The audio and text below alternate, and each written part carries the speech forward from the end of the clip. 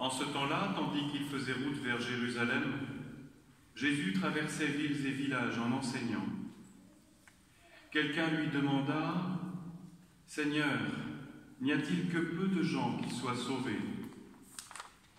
Jésus leur dit, « Efforcez-vous d'entrer par la porte étroite, car je vous le déclare, beaucoup chercheront à entrer et n'y parviendront pas. Lorsque le maître de maison sera levé pour fermer la porte, si vous, du dehors, vous vous mettez à frapper à la porte en disant « Seigneur, ouvre-nous », il vous répondra « Je ne sais pas d'où vous êtes ». Alors vous vous mettrez à dire « Nous avons mangé et bu en ta présence, et tu nous as enseigné sur nos places ». Il vous répondra « Je ne sais pas d'où vous êtes. Éloignez-vous de moi, vous tous qui commettez l'injustice. » Là, il y aura des pleurs et des grincements de dents, quand vous verrez Abraham, Isaac et Jacob et tous les prophètes dans le royaume de Dieu, et que vous-même, vous serez jetés dehors. Alors on viendra de l'Orient et de l'Occident, du Nord et du Midi, prendre place au festin dans le royaume de Dieu. Oui, il y a des derniers qui seront premiers, et des premiers qui seront derniers. Acclamons la parole de Dieu. Louange à toi, Seigneur Jésus.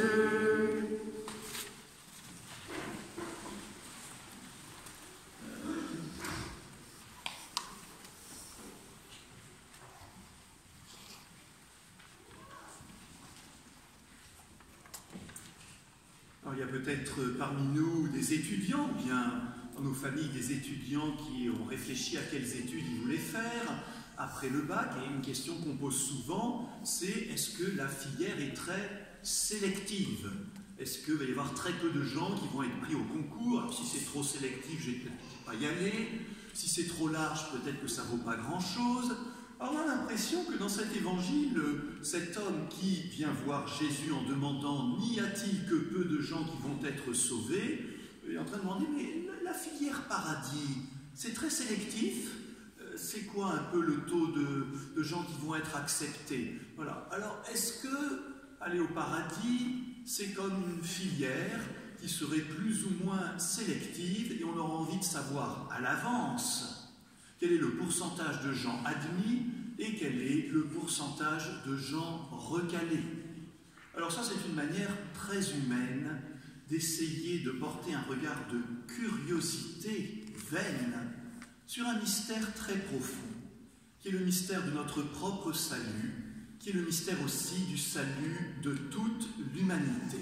Parce qu'après tout, si la question, par exemple, de la vie éternelle ou de la condamnation éternelle, la question du paradis et de l'enfer était une question de pourcentage, ça deviendrait une question piège. Et c'est vrai qu'au cours des siècles, on a apporté des réponses humaines très différentes à cette question de curiosité. À certaines époques, la filière était réputée très sélective. Très peu de gens pouvaient entrer dans la vie éternelle. À une autre époque, peut-être la nôtre, on va dire, mais non, voyons, on ira tous au paradis, c'est grand ouvert, il suffit d'y aller. Mais dans les deux cas, ce n'est pas encourageant. Car après tout, comme dit le film, si on ira tous au paradis, dans ce cas-là, tout se vaut, le bien comme le mal. J'ai pu pendant ma vie haïr, tuer, massacrer, et un autre a pu aider, sauver, encourager. C'est pareil, c'est tout pareil. Voilà, mon cher Adolphe, tu as tué 6 millions de juifs, c'était une légère erreur de jeunesse, viens donc immédiatement prendre place à côté de ceux que tu as massacrés. Je dis, mais enfin quand même, ça ne va pas. Ça ne va pas. Donc si tout le monde va au paradis comme ça, à quoi bon prendre le chemin exigeant du salut que propose Jésus? Mais si à l'inverse, très peu de gens iraient au paradis, si la filière était très sélective, on se dit, oh c'est pas pour moi, c'est pas pour moi. Hein. Il n'y a pas longtemps, un jeune me disait, moi j'ai envie de devenir footballeur professionnel. Je lui dis, c'est sympa comme objectif, mais attention, ça pour le coup, c'est très sélectif. Et je ne suis pas sûr qu'il faille encourager tous les jeunes qui aiment le foot à mettre toutes leurs billes pour devenir footballeurs professionnels. Ça risque d'être une impasse. En serait-il de même pour la vie éternelle, qui serait tellement exigeante que seule une toute petite élite pourrait y parvenir? Dans ce cas-là, moi comme vous, qui sommes des gens ordinaires, on va dire, écoute Seigneur, c'est pas pour moi. Et on va se décourager. Dans les deux cas, on va se décourager. Si c'est le paradis pour tous, là, comme ça, en claquant des doigts, eh ben voilà, on n'est pas encouragé à faire le bien. Et si la vie éternelle était tellement difficile à obtenir, on se dirait, c'est réservé à une petite élite. Alors, que répond Jésus? Eh bien, Jésus ne répond pas directement à cette question, n'y a-t-il que peu de gens qui soient sauvés? Il répond par un appel, un avertissement et une promesse. Un appel, un avertissement et une promesse. L'appel, il est simple. Efforcez-vous d'entrer par la porte étroite. Efforcez-vous d'entrer par la porte étroite. Efforcez-vous, ça veut d'abord dire qu'effectivement, notre chemin de vie chrétienne, notre chemin de recherche de Dieu est un chemin exigeant. Vous savez, dans notre monde physique, il y a une loi qui s'appelle la loi de gravité, qui dit très simplement que c'est plus facile de tomber que de monter. Voilà, monter, il faut faire un effort. Et si on arrête cet effort, la loi de gravité nous fait redescendre. C'est comme un chemin en montagne. C'est comme un oiseau qui veut s'envoler. Il faut qu'il batte des ailes. Quand il arrête de battre des ailes, il retombe.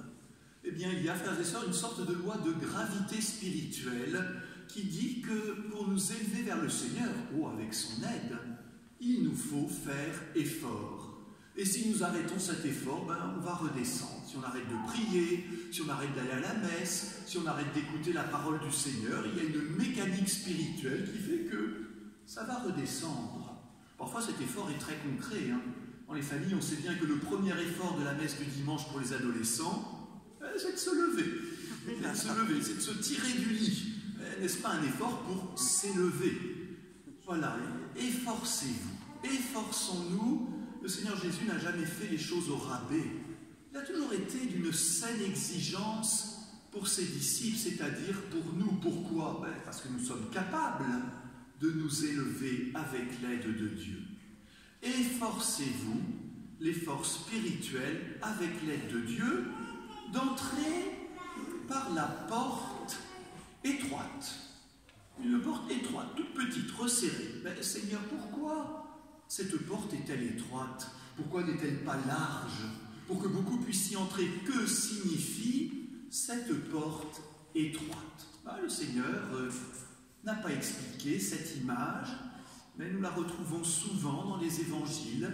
Il va dire par exemple, le chemin de la perdition est large, mais le chemin du salut est étroit et resserré. Alors cette porte étroite, voilà comment je l'interprète pour ma part. Je me dis d'abord, on n'entrera pas avec tout notre bazar dans la porte du ciel.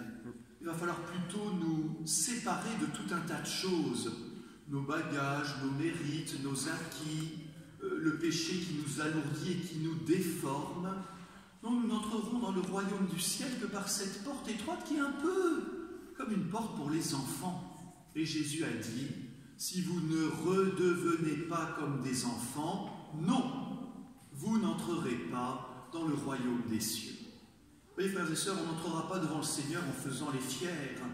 On n'entrera pas dans la vie éternelle avec tous nos mérites, avec un grand porche royal en disant « je mérite bien cela ». Nous entrerons par cette porte étroite qui est peut-être tout simplement le symbole qu'il nous faudra être dès maintenant comme des enfants qui reçoivent de Dieu la grâce de la vie éternelle sans prétendre à rien. Et d'ailleurs, ça rejoint après cet appel du Seigneur « Efforcez-vous d'entrer par la porte étroite » à cet avertissement. Beaucoup diront en frappant à la porte « Mais Seigneur, nous avons bu et mangé en ta présence, pendant que tu étais sur les chemins de la Terre Sainte. » Et aujourd'hui, les catholiques pourraient dire « Mais Seigneur, nous avons bu et mangé en ta présence, à la messe. On a fait tout ce qu'il fallait faire. on a coché toutes les cases dans notre carnet catholique. Voilà, alors Seigneur, on a quand même bien le droit d'entrer. Et le Seigneur répondra, je ne vous connais pas. Vous n'avez aucun droit sur moi. Vous croyez que vous avez des droits sur moi parce que vous avez été à l'église, parce que vous êtes de mon village, parce que vous êtes de telle ou telle religion, même celle que moi, Jésus, j'ai instaurée? Non. Éloignez-vous de moi, vous tous qui avez commis l'injustice. Donc Seigneur, nous le savons, tu nous demandes d'abord d'être juste et de t'aimer non pas de parole, mais de t'aimer par nos actes de charité. Tu aimeras le Seigneur ton Dieu et tu aimeras ton prochain comme toi-même. Devant le Seigneur, aucun mérite, aucun coupe-fil, aucun passe-droit, et certainement pas celui d'être catholique, par exemple. J'ai envie de dire au contraire, puisque nous connaissons la parole de Dieu et sa volonté, efforçons-nous d'autant plus d'y répondre par une vie généreuse. Voilà, l'Épître aux Hébreux nous dit que le Seigneur, de temps en temps, a des paroles rudes, des paroles de correction, mais que si nous les accueillons, nous en tirerons un fruit spirituel. Donc ne soyons pas choqués d'être avertis par le Seigneur que devant lui, aucun de nos mérites n'a de valeur, si ce n'est l'amour persévérant de Dieu et de notre prochain. Alors un appel, un avertissement et pour terminer, une promesse magnifique que déjà Isaïe nous avait donnée de la part du Seigneur. Ce salut est promis à toutes les nations. Dieu veut sauver toute l'humanité, tout le monde. La volonté de Dieu, elle est claire. Elle a été dite tout au long de l'histoire du salut. Elle est même tellement forte, cette volonté de Dieu, que tous soient sauvés, que c'est la raison pour laquelle Dieu le Père, Dieu notre Père, a envoyé Jésus, son Fils unique, pour partager notre vie, vaincre la mort sur la croix et ouvrir cette porte du ciel. Donc Dieu veut sauver tous les hommes. Voilà la promesse. Toutes les nations, quelle que soit notre religion, notre culture, le pays, l'époque où nous ayons vécu, dans notre cœur, Dieu a mis cet appel à le connaître, cet appel à aimer, cet appel à la vie éternelle. Oh, frères et sœurs, on pourrait dire, alors on a répondu à la question. Si Dieu veut sauver tous les hommes, on ira tous au paradis. Eh bien non. Tout du moins, cela dépend de ma réponse. Ça, Dieu veut sauver tous les hommes, mais est-ce que chacun, et à commencer par moi, accueille vraiment cette proposition du salut par la conversion? Autrement dit, Dieu tend la main, mais la saisissons-nous? La réponse, frères et sœurs, appartient au mystère de Dieu et au mystère de l'homme. Et c'est pour cela que nous ne pouvons pas répondre par des statistiques. Dieu veut que tous les hommes soient sauvés, mais acceptons-nous ce salut et surtout la conversion, c'est-à-dire le changement profond, réel, que demande cet appel de Dieu à la vie éternelle. Alors, une autre fois, un autre jour, un autre homme est venu voir Jésus. Et il n'a pas posé la question qu'a posée cet homme aujourd'hui. N'y a-t-il que peu de gens qui soient sauvés? Une sorte de question de curiosité. Il a posé, cet homme, une autre fois, une bien meilleure question. Maître, que dois-je faire pour recevoir la vie éternelle? Que cette question, qui est la bonne question, habite notre cœur, nous rende attentifs à la parole du Seigneur et vigilants à lui répondre par une vie généreuse. Amen. Amen.